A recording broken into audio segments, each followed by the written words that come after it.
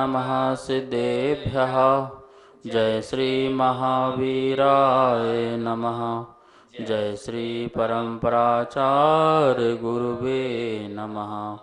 जय श्री उमा स्वामी गुरुवे नमः। जय श्री शांति सागर गुरुवे नमः। जय श्री विद्यानंद गुरुवे नमः।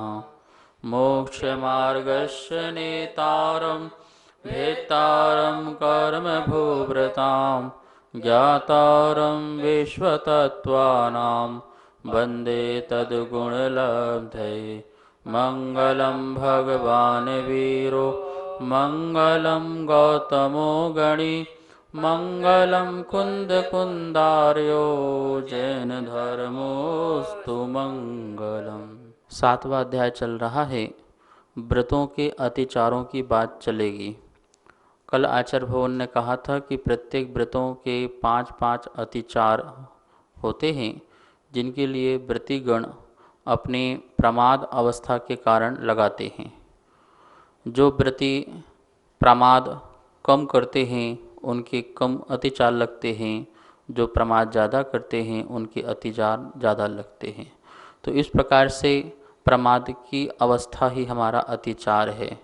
हम धीरे धीरे अपने प्रमाद को छोड़ें, अर्थात राग द्वेष की भावनाओं को छोड़ें, वीतरागता को थोड़ा थोड़ा प्रकट करते जाएं, जिससे हमारे प्रमाद समाप्त हो जाएं। आपकी अपनी भूमिका में जो आपके व्रत बताए हैं आगारी के, उस आगारी में लगने वाले जो अतिचार हैं उनकी चर्चा यहाँ पर सूत्रों में होगी। सबसे पहले हम अतिचार आदि की परिभाषा को समझ लेते हैं। 4 चीज़ें होती हैं, उनको हमें ध्यान रखना है। एक होता है अतिक्रम, दूसरा होता है व्यतिक्रम, तीसरा होता है अतिचार और चौथा होता है अनाचार। ये 4 बातें हैं। अतिक्रम का होता है मन संबंधी शुद्धि की हानि को अतिक्रम कहते हैं। मन में जो भी अशुद्धि प्रकट हुई है वह अतिक्रम कहलाता है। मतलब कि आपकी शुद्धि की हानि हुई, विशुद्धि की हानि हुई, जो आपने व्रत लिया, अब उस व्रत में थोड़ा भी आपके मन संबंधी ही अशुद्ध परिणाम आए, वह विषयों के प्रति जो आसक्ति के परिणाम आए, उसे कहेंगे अतिक्रम। अभी क्रिया में कुछ नहीं हुआ, प्रवृत्ति में कुछ नहीं हुआ, मात्र मन संबंधी मन में उपजा है। जैसे संभ्रम भी कहते हैं, आपने 3 शब्द सुने हैं, संभ्रम, समारंभ, आरंभ। मन में बात आना संभ्रम है और उसके लिए साधन इकट्ठे करना समारंभ है और कार्य प्रारंभ कर देना आरंभ है। ये बात आपने जानी है। अब इस संभ्रम की बात चल रही है। मन में जो कुछ भी आपके मन में आया व्रत संबंधी, व्रत आपका जो था उस व्रत में शिथिलता मन संबंधी आई, जैसे कि सामायिक का समय हो गया, चलो अब 1 घंटे बात कर लेंगे, आधे घंटे बात कर लेंगे, तो ये क्या हुआ, आपके मन में पहले उपजा।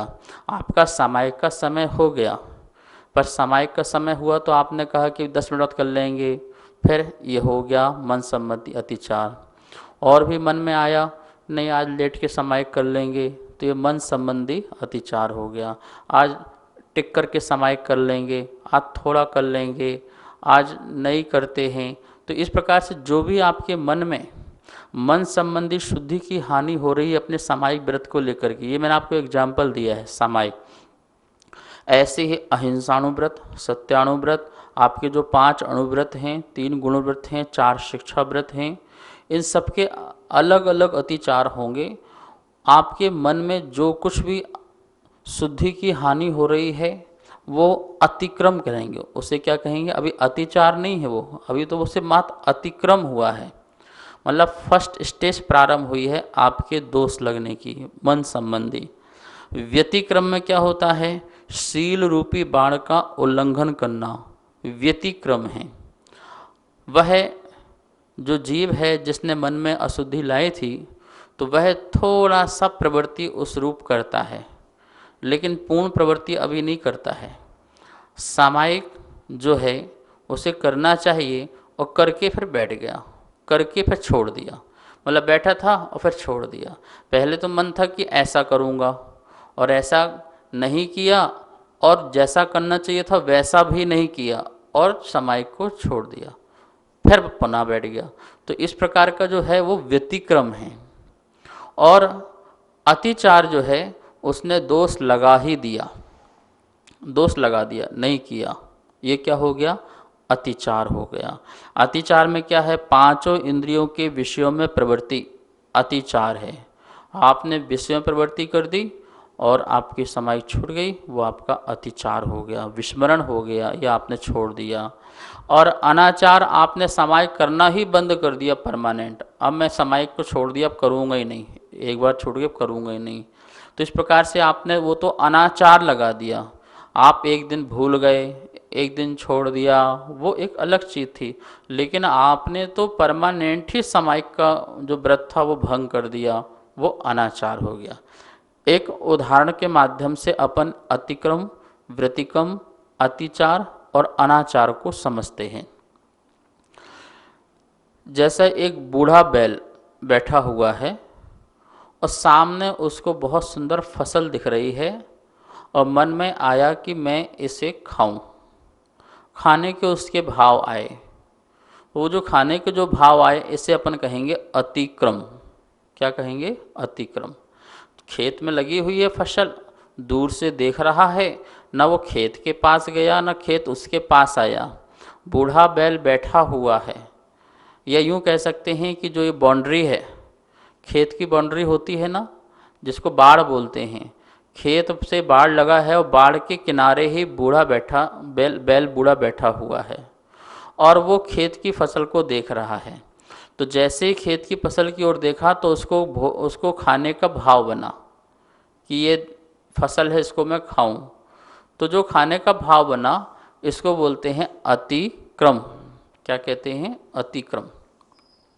और उसमें भी उसको जो खाने का भाव बना, उसने एक ग्रास खाने का भाव बना, ठीक है, पूरा कौन खाएगा, तो एक खाने का भाव बना, वो अतिक्रम हुआ। व्यतिक्रम में क्या हुआ? वो बाढ़ को तोड़ के अंदर तो नहीं गया, ठीक है ना, उसने बाढ़ में मुंह मारा। वो जो बाउंड्री बंधी थी, उस बाउंड्री में जो लकड़ी की बाउंड्री बंधी हुई थी या कांटे की बंधी हुई थी, झाड़ी जो उसको बोलते हैं, बनी हुई थी, उसमें उसने मुंह मारा, सिर्फ मुंह को डाला। मुंह को डालना इसका नाम हुआ व्यतिक्रम। अभी इसमें भी इसने खाया नहीं, ध्यान रखना। अतिक्रम में तो सिर्फ भाव बने कि मैं एक ग्रास इसका खा लूँ, और व्यतिक्रम में उसने क्या किया, उस झाड़ी के अंदर मुंह मारा, खेत के अंदर फसल लगी थी तो उसने ऐसा मुंह टच किया, लेकिन अभी भी खाया नहीं, इसका नाम हुआ व्यतिक्रम। मतलब first stage and second stage, ये हो गया व्यतिक्रम। इसके बाद उसने वहाँ पर जो फसल थी उसको मुंह में भरा और खा करके वो बाहर आ गया, खाया और बाहर आ गया। तो ये क्या हो गया? अतिचार। जो मन में अशुद्धि हुई थी, शुद्धि की हानि हुई थी मन संबंधी, व्यतिक्रम में उसने उसका उपाय सोच लिया कि मुझे यहाँ से मुंह डालूंगा तो बिल्कुल ठीक रहूँगा, और डाल भी दिया। ऐसे ही व्यतिक्रम में उसने सामायिक में इस प्रकार का दोष लगाया। और फिर अतिचार में क्या हुआ? वह बैल ने वो घास को खा ही लिया, एक ग्रास, और वापस आ गया, वो हो गया अतिचार। दोष लगा ना, दोष लगा। और फिर क्या हुआ? वह वहीं अंदर ही चला गया और खाता ही रहा, अंदर ही खाना खाता ही रहा बूढ़ा बैल, फिर आया, फिर खाया, फिर आया, फिर खाया, या खाता ही रहा। तो ये क्या हो गया? ये हो गया अनाचार। अब उसने अनाचार किया, अभी थोड़ा दोष लगा था, अब तो पूरा का पूरा ही दोष लग गया है।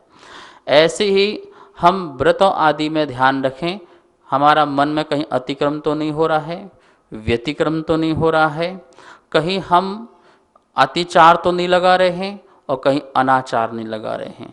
तो चारों की परिभाषा एक बार फिर से समझ लें। अतिक्रम का होता है मन संबंधी शुद्धि की हानि को अतिक्रम कहा है। व्यतिक्रम कहा है शील रूपी बाड़ का उल्लंघन करना व्यतिक्रम है। जो आपने 12 व्रत लिए हैं, ये आपके शील हैं, और इनकी बाढ़ जो बना रखी है, आपने जो मर्यादा बना रखी है, इस मर्यादा के बाहर जाना, इस मर्यादा को तोड़ना, तो ये आपका क्या होगा, व्यतिक्रम होगा। और फिर आपने बाढ़ को तोड़ करके विषयों में आसक्त हो गए, पांचों इंद्रियों के विषयों में प्रवृत्ति करने लगे, तो वो जो विषयों की प्रवृत्ति आपकी हो जाएगी वो कहलाएगा अतिचार हो जाएगा, क्योंकि आपने शील की मर्यादा तोड़ दी। जैसे आपने त्रस हिंसा का त्याग करने का नियम लिया कि मैं त्रस हिंसा नहीं करूँगा, ये अणुव्रत में मेरा आता है। बंध बंध वदच्छेदाति वदच्छेदाति भारारोपणान्न भारारोपणान्य पान निरोधः। पान निरोधा बंध बंध वदच्छेदाति वदच्छेदाति भारारोपणान्न भारारोपणान पान निरोधः। पान निरोधा। इस प्रकार से उच्चारण हुआ। अब बोर्ड के माध्यम से इसका उच्चारण करते हैं और इसका अर्थ भी समझते हैं। सप्तम अध्याय सूत्र नंबर 25वां। बंध वदच्छेदाति भारारोपणान्न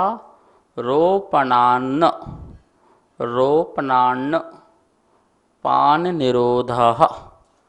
धा धा के साथ विसर्ग भी है। पान निरोधः।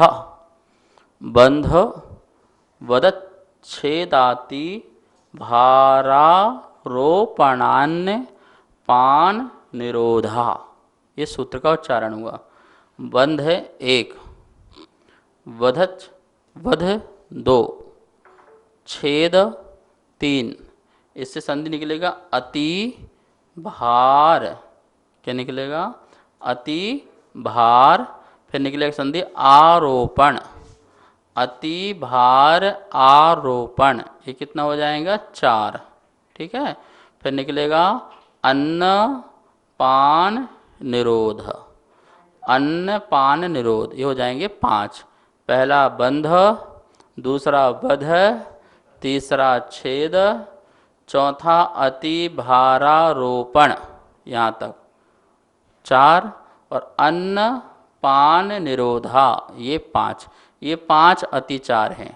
अहिंसाणुव्रत जो होता है वह जहाँ पर त्रस हिंसा का त्याग होता है, ठीक है, और उसमें हम संकल्प पूर्वक भी त्रस हिंसा का त्याग कर देते हैं, फिर भी हमारे उसमें अतिचार लगते हैं, तो आचार्य कहते हैं बंध बांधना, वध मारना, छेद भेद करना, अति भारारोपण अतिक भार लादना, अन्न पान निरोधा, अन्न का भोजन का और पानी का निरोध करना, समय से नहीं देना, इस प्रकार से भी जीव को कष्ट होता है।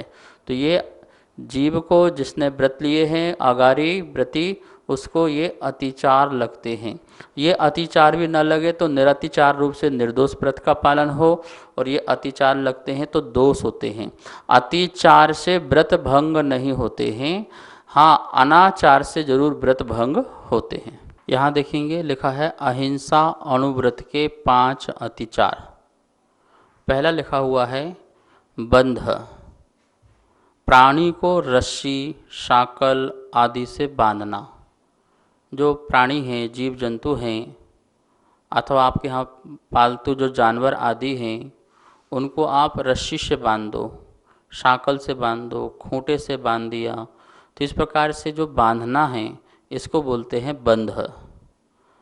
वध लाठी डंडे आदि से जीवों को मारना। गाय भैंस बैल आदि होते हैं, उनको लाठी से ताड़ना देना, उनको मारना, ठीक है, कोड़े मारना। तो इस प्रकार से ये है वध। यहाँ वध का अर्थ मारना नहीं है, जान से मारना नहीं है, क्योंकि जान से मार देंगे तो फिर तो वो अहिंसाणुव्रत ही नहीं कहलाएगा, क्योंकि जीव को वो मार नहीं सकता है, त्रस जीव को। कौन? अगारी अनुव्रती। इसलिए यहाँ वध का अर्थ क्या लेना है? वध का अर्थ यहाँ पे लेना है लाठी आदि से मार दिया, जानवर चल नहीं रहा तो उसको लाठी से मार दिया, तेज मार दिया, ठीक है ना। तो इस प्रकार से लाठी से डंडे आदि से मारना, हाथ से भी मारना, ये सब क्या है? वध है। छेद, जो भी प्राणी हैं उनके नाक कान आदि अवयवों को भेदना, उनमें छेद करना, जैसे कान है कान में छेद कर दिया या भेद किया, तो जो भी अवयव हैं उनके अंग हैं उनके अंग को भेदना, ये कहलाता है छेद नाम का अतिचार।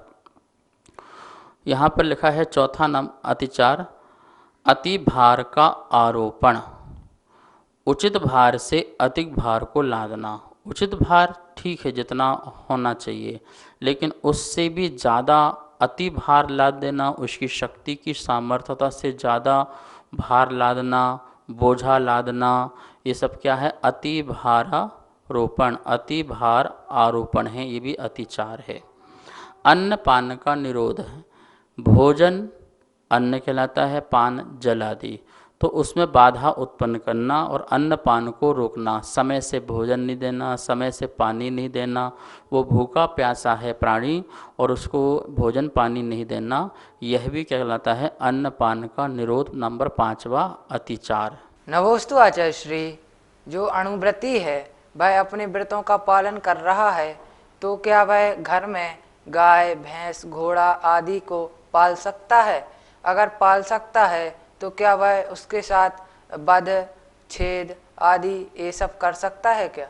अगारी अणुव्रती, जो घर में रहने वाला जो अणुव्रती है और अणुव्रत का पालन करता है, गुणव्रत का और शिक्षा व्रत का भी पालन करता है, प्रतिमाधारी है, और ऐसा प्रतिमाधारी जो अणुव्रती है वो अपने जीवन जीने के लिए वह गाय भी, बैल भैंस घोड़े आदि जो पालतू जानवर होते हैं, जो अहिंसक जानवर होते हैं, हिंसक नहीं होते हैं, जिनकी हिंसक प्रवृत्ति नहीं होती है, उन जानवरों को वो पालता है। जो जीव मांसाहारी हैं, जिनके नख आदि बड़े होते हैं, ऐसे जो मांसाहारी जानवर हैं उनको अणुव्रती नहीं पालता। जैसे बिल्ली है, जैसे कुत्ता है, तो ऐसे जानवरों को नहीं पालना चाहिए। अणुव्रती क्या, अन्न को भी ना पालें तो ठीक रहेगा, क्योंकि मांसाहारी जानवर अपनी मांसाहार की प्रवृत्ति को छोड़ नहीं सकता है, वो हिंसक प्राणी हैं। अभी आपको वो शाकाहारी लग रहा होगा यदि आपने ऐसे घर में पालन किया है, लेकिन वो हिंसक कब बन जाए ये बिल्कुल भी पता नहीं है, क्योंकि उसकी हिंसा उसकी प्रवृत्ति है, उसकी शरीर की बनावट ही इस प्रकार से है, ऐसे उसके भाव हैं।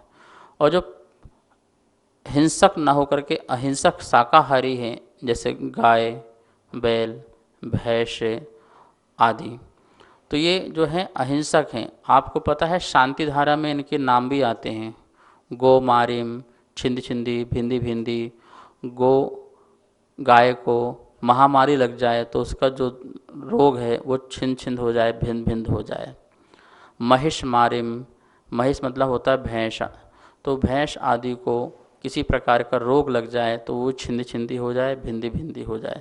इस प्रकार से जो पालतू जानवरों के शांति धारा में भी नाम लिए गए हैं कि यदि इनमें महामारी फैल गई तो संसार में मनुष्यों को भी महामारी फैल जाएगी, और मनुष्य नहीं रहेंगे तो फिर एक दूसरे को कैसे बचाएंगे। तो परस्परग्र हो जीवा नाम, परस्पर में एक दूसरे का उपकार करने के लिए जानवरों को भी पाला जाता है, उनकी शांति की भी प्रार्थना की जाती है। पालतू जानवर जो हैं वो मनुष्य का उपकार करते हैं और मनुष्य जो है उनका उपकार करते हैं। यदि इन जानवरों को मनुष्य आदि उपकार ना करे, उनको भोजन पानी आदि ना दे, तो अन्य जो मांसाहारी मनुष्य हैं इनको मार करके खा सकते हैं। तो इनको भोजन पानी देते हैं तो ये भी उपकार करते हैं, जैसे गाय भैंस आदि दूध देना, बैल आदि जो हैं, घोड़े आदि जो हैं, ये वाहन में काम आते हैं, खेती बाड़ी में काम आते हैं, तो एक दूसरे का उपकार चलता है। तो अणुव्रती भी जो है ऐसे पालतू जानवरों को पालता है। उसका त्रस्त जीवों को मारने का नहीं है, वो मारने का उसने त्याग कर दिया है, लेकिन पालने का त्याग नहीं किया है। इसलिए वह इन जानवरों को पालता है, देख रेख करता है।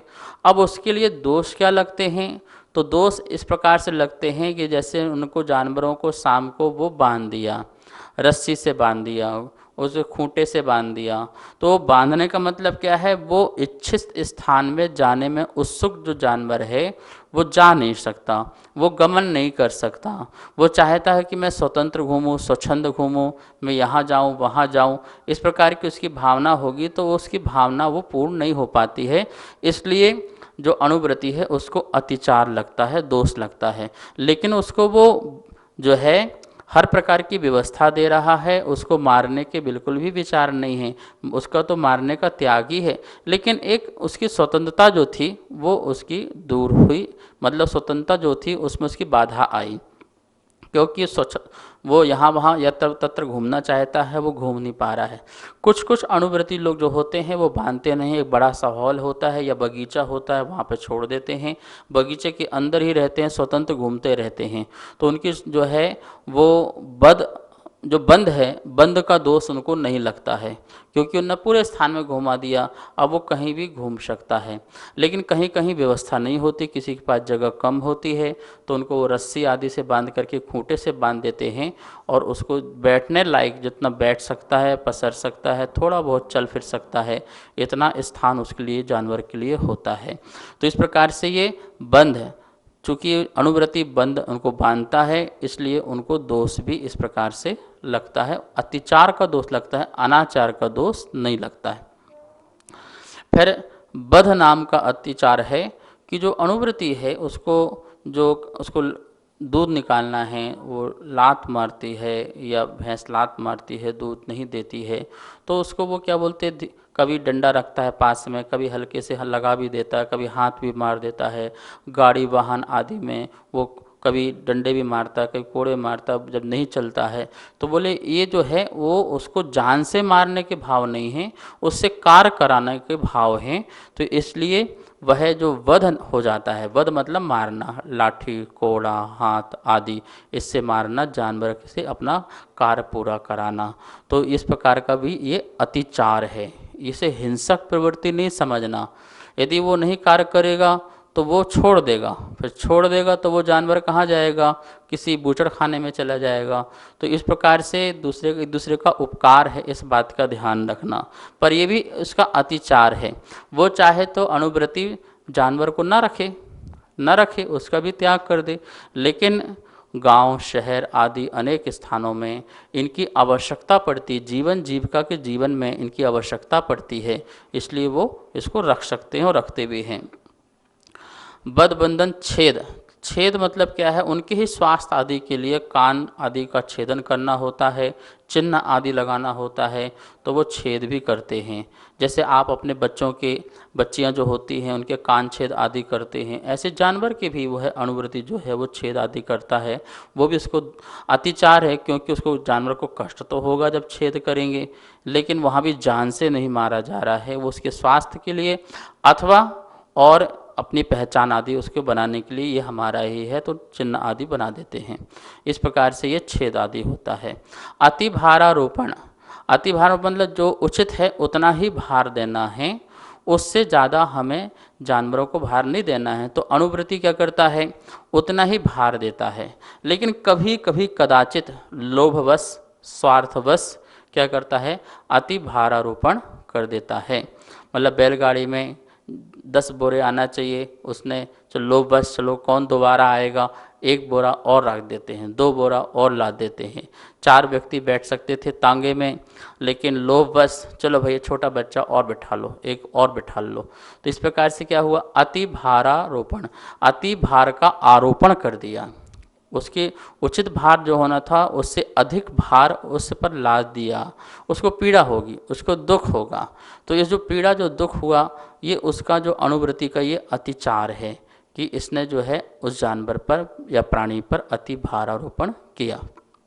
अन्नपान निरोध, उसको भोजन पानी समय से देना है, लेकिन कभी कभी वो अपने काम में लग गया, अपने कार्य में लग गया, और कभी भोजन देना भूल गया, कभी टाइम से भोजन नहीं दिया, पानी देना भूल गया और समय से पानी नहीं दिया। गर्मी बहुत थी, पानी रखा, एक ही बाल्टी रखा, दोपहर को रखना था वो भूल गए, शाम को रखना भूल गए या रात को भूल गए। तो इस प्रकार से जो है वो भोजन पानी का बाधा, उस भूख प्यास जो जानवर को लग रही है उसमें उसको बाधा, उसको भोजन पानी नहीं देना है, मर जाए ऐसा विचार उसका नहीं है, लेकिन प्रमादवश उसको भोजन पानी आदि देने में बाधा जो आती है वह जो है ये भी अतिचार है। तो अणुव्रती को उसका ध्यान रखता है, कभी कदाचित ऐसा भी अतिचार लग जाता है। तो इस प्रकार से ये 5 अतिचार की बात हुई है। इसमें कुछ और भी विशेष चर्चाएं होनी हैं जिसकी चर्चा अपन कल करेंगे। आइए अब जनवाणी स्तुति करते हैं। जा वाणी के ज्ञान से सूझे लोकालो, सो वाणी मस्तक धरो सदा देत हो धो। हे जिन वाणी भारती तो हे जपो दिन रैन, जो तेरी सरना धरे सो पावे सुख चैन। सभी को बहुत बहुत आशीर्वाद। सभी को सादर जय जिनेन। चौथे अध्याय की पुस्तकें छप के आ चुकी है। जो भी स्वाध्याय प्रेमी चौथे अध्याय की पुस्तकें मंगवाना चाहते हैं वो नीचे दिए गए मेरे नंबर पर संपर्क कर सकते हैं। पांचों अध्याय की पुस्तकें छपवाने हेतु जो भी पुण्यार्जक बनना चाहते हैं वह सहयोग राशि देना चाहते हैं वो नीचे दिए गए नंबर पर संपर्क करें। जय जिनेन।